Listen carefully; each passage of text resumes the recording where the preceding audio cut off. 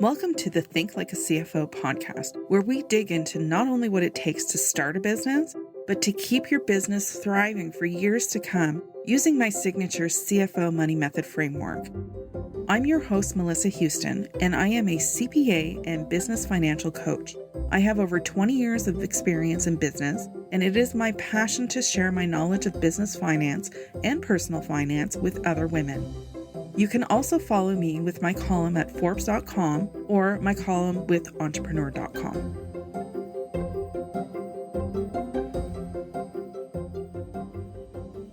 Janis Isaman, founder of My Body Couture, helps people feel better in their bodies.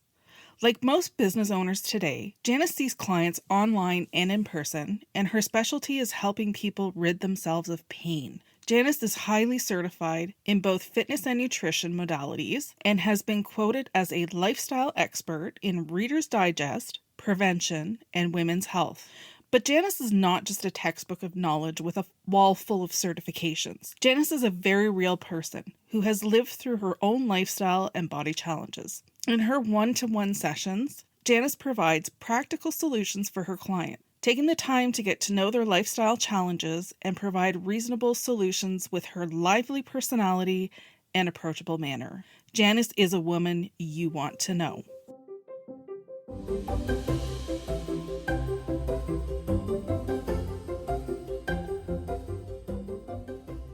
Hey Janis, how are you? I'm great. How are you? I'm good, thank you. I'm so happy to have you here today. So welcome to the Think Like a CFO podcast. When we were talking, when you first approached me to talk to our listeners, which I thought was absolutely fabulous, the story that you were bringing forth to me, do you want to talk a little bit about that and maybe give a little bit of preview as to why you are here with us today? Absolutely. I am the founder of a bricks and mortars business. I am female, and I'm also a single parent as well as a lone parent, which is kind of the same thing.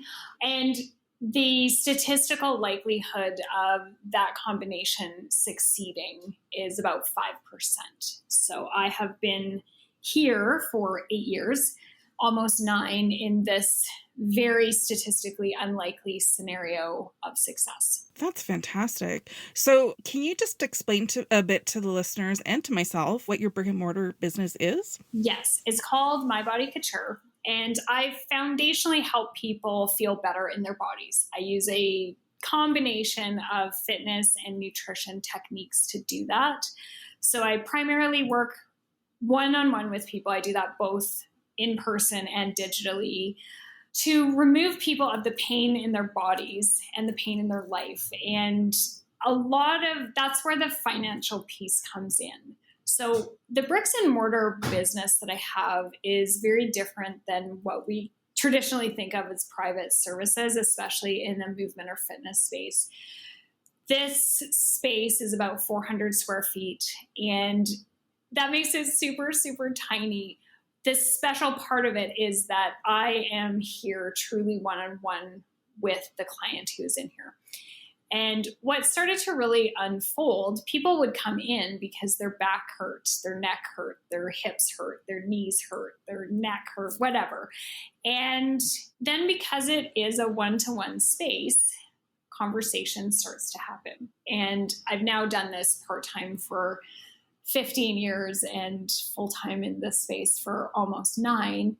So that's a lot of people where I start to see patterns, and people would start to reveal these aspects of their life to me. The spouse that they didn't want to be married to anymore, the spouse that cheated on them, the job that they no longer wanted to have, the financial stress on their life, you name it, I've heard it. And they're often linked together, pain in our body and pain in our life, that compression and that tightness and that sense of I can't move, I'm bound, and there's pain and I'm stuck. And how do I get out of this pain? And money and finances are right up there on the scale of reasons that we feel stuck and reasons that we feel pain in our life. You must hear that a lot, eh? I hear that a lot. And financial decisions are really interesting because there's financial stress that lives by itself. But there's financial stress that impacts other decisions, such as getting a divorce, leaving a job. Mm-hmm. So it really flows into multiple categories of our life. And a lot of the other problems don't necessarily do that. So our body is really picking up all these signals from that stress. And I do hear that a lot. But I also felt it for myself. So interestingly, after I opened this business, and I didn't open my business as a single parent, I myself was in a position where I no longer had a salary. I had relatively recently moved to the city where I'm located. So I didn't have a huge network of clients to call on. I didn't have ex-coworkers or friends to support my business. So I was out on the street hustling and had a very uneven income, and I'm a single parent without a second parent's support. So I'm in a space where I'm listening to the stress points on other people's lives and going home and having my own on my own life. Mm-hmm. So just to backtrack a bit, when you started your business, was this before you became a parent, or at that moment when you found out you were going to be a parent? Like, I just want to get a little clearer on the timeline. Yes. So I had another job, and I did this kind of work and training and education in my spare time. And after having my son, I took a year of maternity leave and made the transition at that point. Okay. The corporate job that I had was in the fashion media space, and it was a phenomenal job. I loved it, but the lifestyle requirements didn't make sense to me. There are many people in that business who do have children, but it just didn't strike me as something that I wanted to do, because it requires a lot of late nights and a lot of schmoozing and a lot of elements of life that I just felt that this particular career was definitely much more passion-based and more friendly to the kind of lifestyle I wanted to have with my child. So you had to make the brave decision of letting go of a secure job that paid the bills to wandering out into the world of entrepreneurism. Exactly. Now, I do want to reiterate that I did that after at least 6 years of doing this work part-time. So I had already invested money in certifications and education.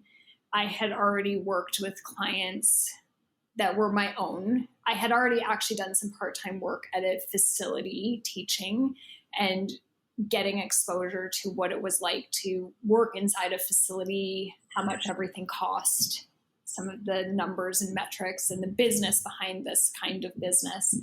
So I didn't simply walk out of my corporate job and say, I'm going to totally start my life over. This foundation was in place. And I mention that because I have been exposed to some other parents who give birth to a child and then want to do that career shift. And I had some runway underneath me. So it wasn't, yes, it was brave is the word you used. There was some confidence, etc. But at that point, I knew already kind of how much to charge clients. I knew what my offering was. I knew what my particular passion and expertise and where I could really help people was. So I wasn't starting from a place of, I just gave birth. I don't want my life. Let me start over from scratch. Okay, yeah, so you had 6 years to work up to the complete separation. But you must have had fears or doubts or something going from security to complete unknown, because we all know, anybody who is an entrepreneur, we know that it's a tough decision to make, to go from security to the unknown, as I just said. Absolutely. It only recently really came to my attention that my child had actually fully prepped me for this. I grew up Oh, is that right? And my parents were farmers. And much as we don't particularly culturally refer to that as an entrepreneur, that's exactly what it is. Farmers, more than anybody else, literally eat what they kill.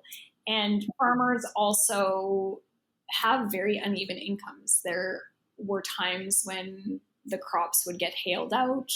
There were times when there was no rain. And then there was other years where there was bumper crops. So growing up, I had the fortune of just being immersed in a dad who was an entrepreneur. And I remember, I don't know how old I was, somewhere between 10 and 12, he sat me down and showed me the spreadsheet of the firm and kind of how he managed those ebbs and flows. And it was just inherent to, when you're a kid, you don't care. You're like, okay, Dad, thanks. Yeah. But it didn't strike me as particularly out of line with something that would have happened in my life anyways, because that's how I grew up. I, in fact, found the corporate world to be somewhat strange and exhausting.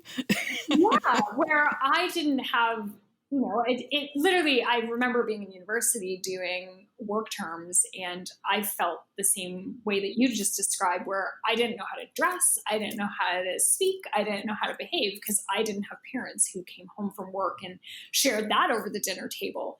So I'm not going to say I didn't give it a second thought, but in most ways, it was really returning to my roots as this is how I manage my time. I have freedom. I have flexibility. And this is a very small part of life, but it matters a lot to me. I wanted to be able to show up at my son's school when things were happening. And I wanted to be able to manage my own time.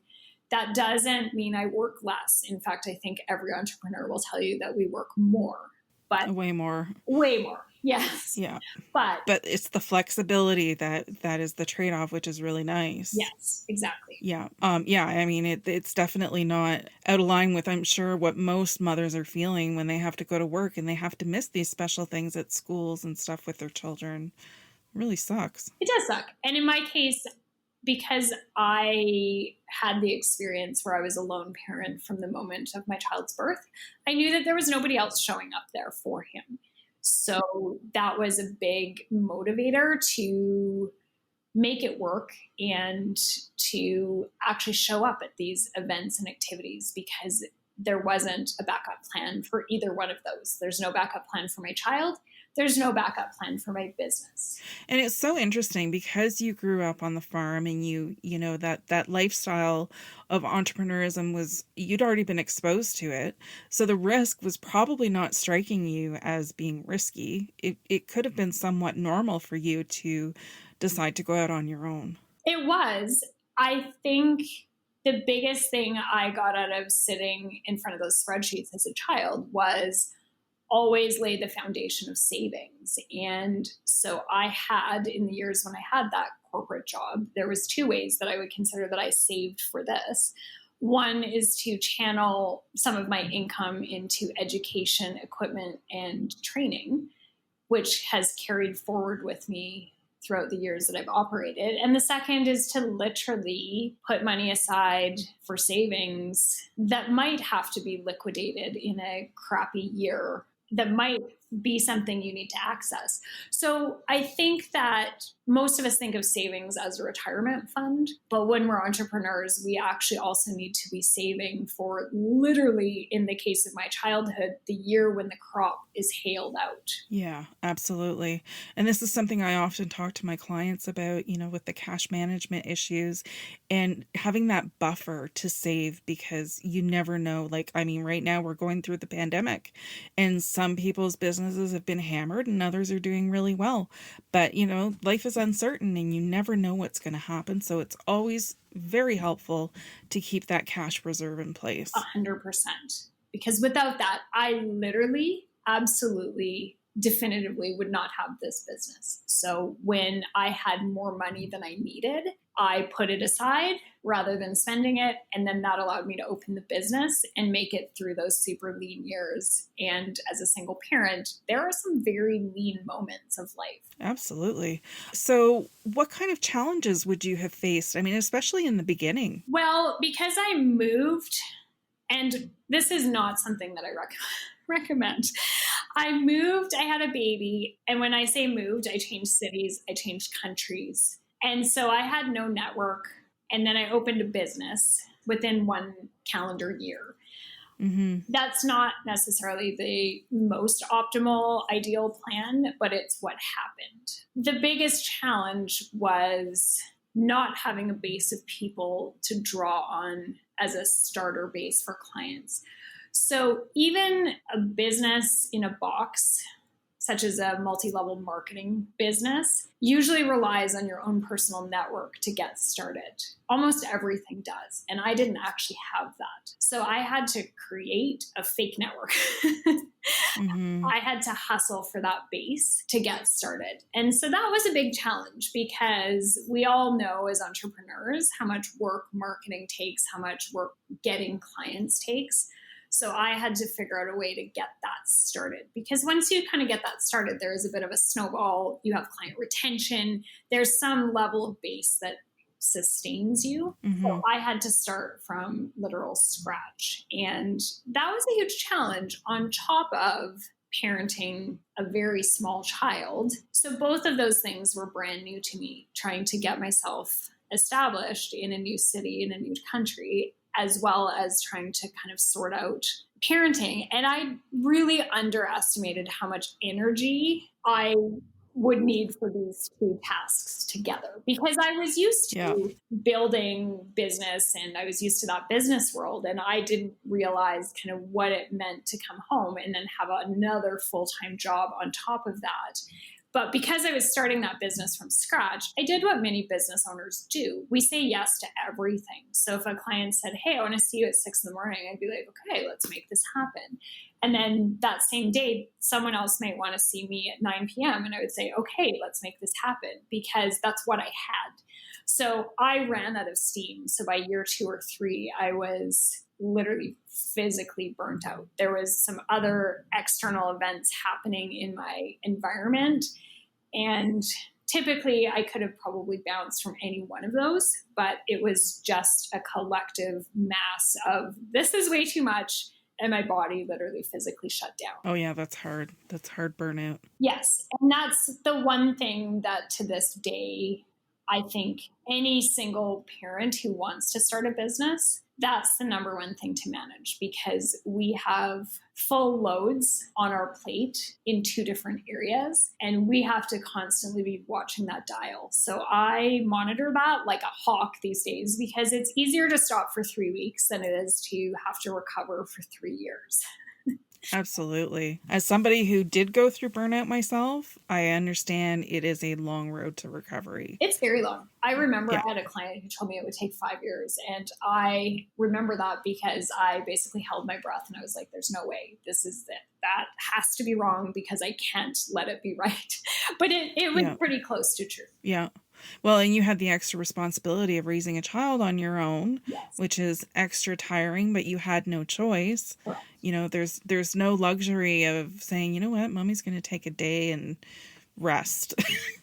Unfortunately, it doesn't work like that. It doesn't. That said, there's an element of me that's extremely grateful that that doesn't work that way. I don't have the luxury, even today, of saying, we'll see how things turn out. We'll just let this play out. We'll let it go. I have to wake up and give every day the best that I have within that gauge of I'm not burning out. So sometimes I do actually take my foot off that gas pedal because it needs to happen. But other than that, I literally have to wake up and give every day 100% because there is no choice. Yeah. So I'm curious. So when you're working with your clients and they're talking about their money issues and maybe talking about how they're holding back from their dreams, staying in jobs that they're not necessarily happy with, or marriages or whatever. So what kind of conversations do you have with your clients about this? That's a great question. I just wrote an article about this for Elephant Journal because I ended up having the conversation that I'm going to tell you about in a moment with so many clients, and it cut through different income levels. It cut through CEOs and entrepreneurs and people with completely different careers, administrative careers, etc. It seemed to strike a lot of people, no matter what scenario they were in. And I call it an abundance audit. And it's something that I did for myself. It's a very simple concept. But in those years when I was suffering the most, I was working to pay my bills, and it really sucked. So when all of your income is coming in the door and you're seeing it all walk out the door for things that are very tactical, but that you have no emotional connection to, So your power bill, the fuel in the car. It's very numbing. And we end up feeling like we're just robots in a production factory. And those were the hardest years for me because I'd never really lived that way. I'd always had disposable income to buy cool stuff with. So at some point, I sat down and created a list, and I only put 3 things on it. And that's important. It has to be super tightly edited. I really looked at, if I had more money, if I could spend unlimited amounts of money on whatever I wanted, what would it be? And I came up with 3 things, and they were all bigger ticket item things. So 2 of mine were travel and education. And anybody who's traveled kind of knows that sits in the thousands, if not tens of $1,000 range.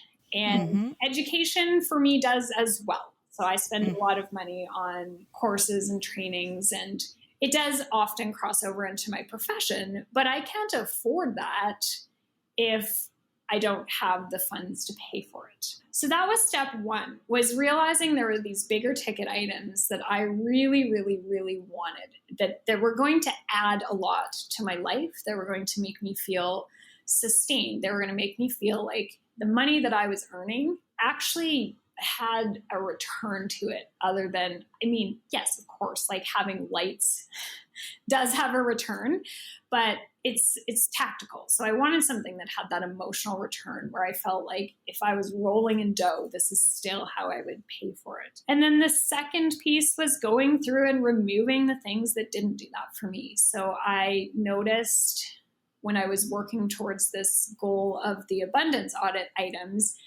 that I was sneaking in a lot of little things that didn't matter to me. One of the items for me personally was coffee at Starbucks. It takes 33 seconds to spend $5 to $7 at Starbucks to get a drink that you feel better for having for, I don't know, it depends on what you're getting, but somewhere between 2 and 25 minutes.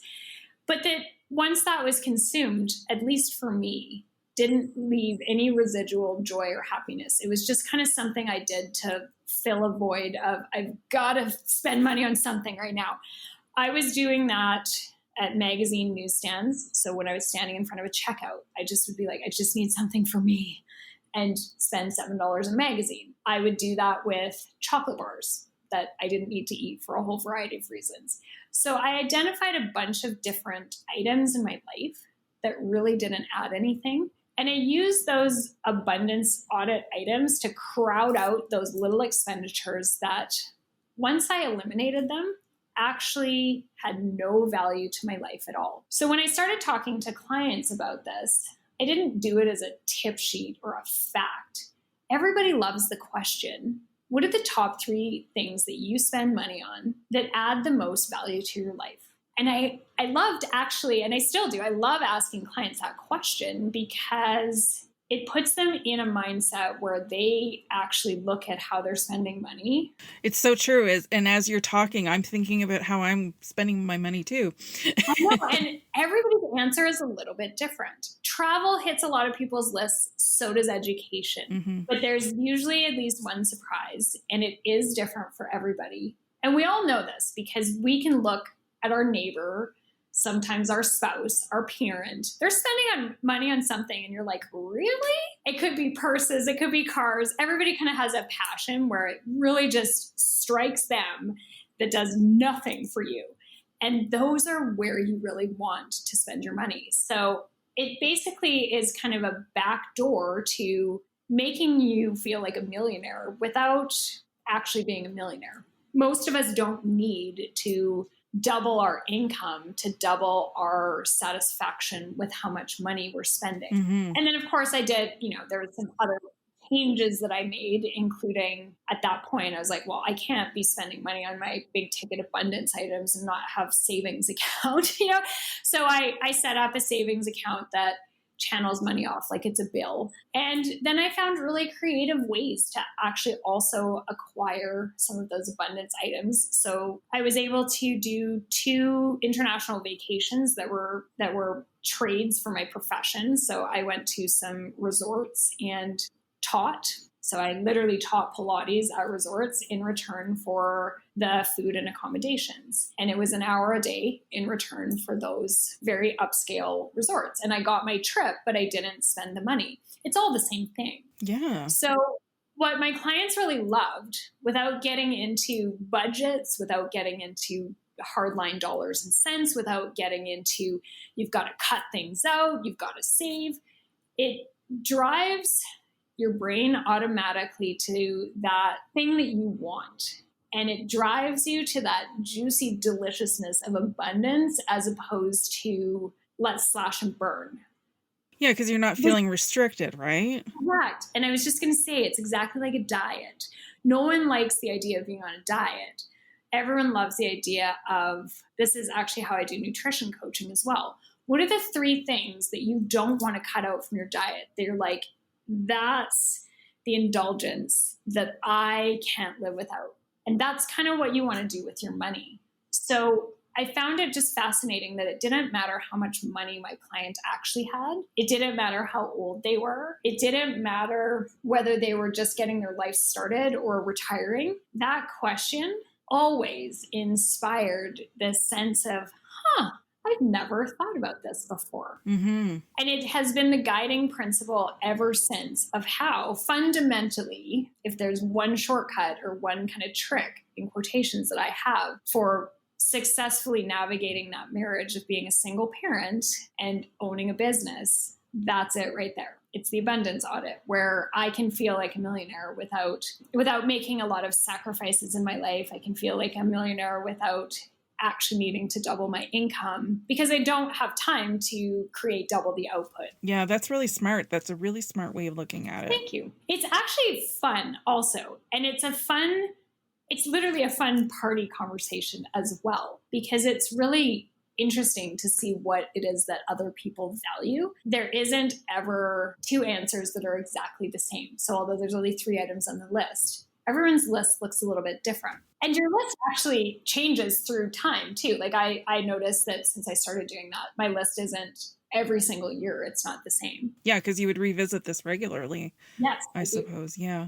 Okay, so just to make sure that I'm clear and I understand, so you list the 3 things that you really, really want, and then you take away things that you seem to want, but you realize that don't really matter to you. Correct. Okay. And so how I would kind of describe that is the things that you really, really want typically have more value to you than they cost. Mm-hmm. The things that you really don't care about often cost more than you value them. So another example is parking. I live about a mile from where I work. I'm capable of walking. Mm-hmm. But for a long time I drove and I paid for parking, and it doesn't take very long. And in 4 to 6 weeks, I can easily spend $500 on parking. But the reality is that actually doesn't add anything to my life. That, in fact, has less value than the dollar price tag. Whereas taking that $500 and applying it to a trip, I get $4,000 worth of memories and photos and things to keep in my brain and experiences. So when the price tag is actually more expensive than how much you value it, that thing's got to go. But you need to find those 3 things where you say, I'm going to spend $500 on this trip and get $4,000 worth of value. Yeah, absolutely. That makes a lot of sense. And I often talk to clients about values-based goals, which is essentially the same thing as what you're talking about, just looking at it in a different kind of perspective, which I find really interesting. Yes. Yeah. I think, and I'm going to go back to that single parenting moment, because I think I see conversations on Facebook, and I have a broad general awareness that in our culture, single parents are seen as poor and in a cycle that we kind of can't get out of. And part of that is where our time and money and energy ends up going. And so I always encourage the idea of let's run towards the positive instead of trying to flee from the negative.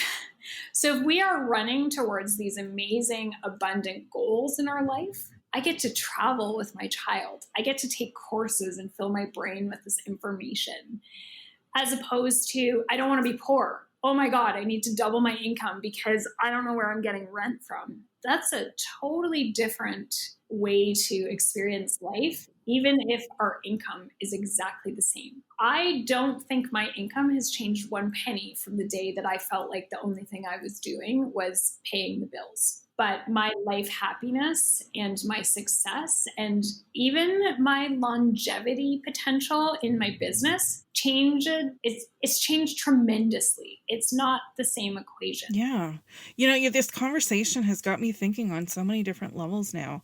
I mean, and it's mostly revisiting stuff that, I'm well aware of, but I hadn't thought about it in this way. I think if you take that diet mentality and transfer it to a budget, money, it's a simple concept that everybody can apply. And it's really quite a lot of fun to think about those three things. And it really helps with the mind-limiting beliefs when it comes to money as well. Like when you go back to talking about being a single parent, in my experience with my circle of friends, quite a few of them who were single parents had some very mind-limiting beliefs saying, well, I'm a single parent, I can't afford that. Correct. And that's precisely why I wrote the article and why I speak about it, because I don't think that in the single parenting world, we hear a lot of examples from single parents that say, hey, I have an abundant life and I made it happen without doubling my income, without working 400-hour weeks, without... I actually don't get child support. I don't get government support. There's no secondary source of support. So without taking someone else to court, etc. So my focus has literally been, I want a vacation. I want to go to a new international destination. I want to take a course. In the next 2 months, I'm taking 3 courses, and that lights my world on fire. It makes everything kind of worth it, where I feel like, yes, I'm working for something that has value. And isn't that the point of money in the first place? It's to trade time for value. Absolutely. If there's one thing that you would like listeners to take away from this conversation that we've had today, or maybe something that you hadn't covered, what would be the biggest lesson or insight that you would want to share? Well, I think I'll speak to single parents first, because I do see a lot of single parents in different Facebook groups that do want to start businesses. I think look first at the reality of, there's a 5% statistical chance that a single mother is going to have a business that lasts more than 5 years. So do you have the resilience and do you have the personal willpower to sustain the waves that are going to crash against you? Or is it an attempt to kind of get a whole bunch of free time? If you do have that resilience and willpower, I think using that positive attitude and mindset and that abundance attitude is really critical in terms of there is no cultural stereotype that has to be true just because it's said. So it is very possible to be in a scenario where 8 or 9 years later, you're fully financially independent and there's a success story and a great child and a lifestyle that you love, and you're purchasing items with your money that are amazing, and there's savings underneath you. So that's to the single parent group. You can do this. Part of the reason I speak is to be that example and show people that there's a human being who has done this. I think for people that are not single parents, no matter where you are at in your financial life, we often have the idea that in order to be quote unquote successful, we have to double our income. We have to work harder. And I want to channel that belief into we actually have to look at what we have and what we really want and what matters to us, and get off that treadmill of thinking that we need to constantly do more and have more in order to be more, because probably you don't. Probably what your income is today is more than enough to meet your 3 most desired items in this planet. Yeah.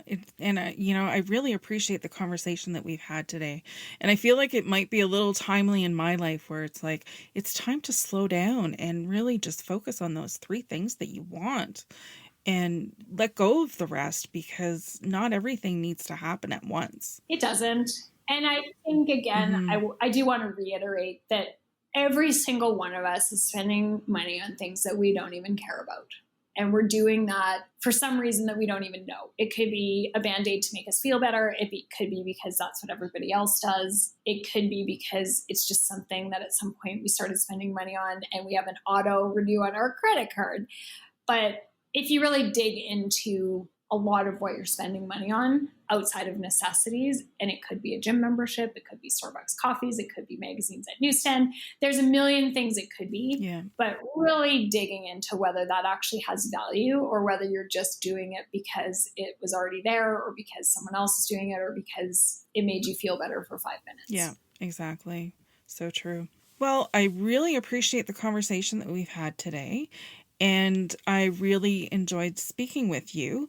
If people want to reach out to you and get more information on your services or just reach out and say hello, whatever the case may be, how can people get in touch with you? My business name is My Body Couture, which is 3 separate words. My, M-Y, body, B-O-D-Y, couture, C-O-U-T-U-R-E. So I'm at mybodycouture.com. That's going to be the portal for everywhere else to find me, but you can also very easily access me through My Body Couture on Facebook and Instagram. Feel free to friend me, send me a direct message. And then I'm under my personal name, Janis Isaman, on Facebook, LinkedIn, YouTube, as well as Elephant Journal. So the first thing I would definitely recommend, if you're not on my website, go read the article in Elephant Journal. Perfect. Well, thank you very much. Thank you.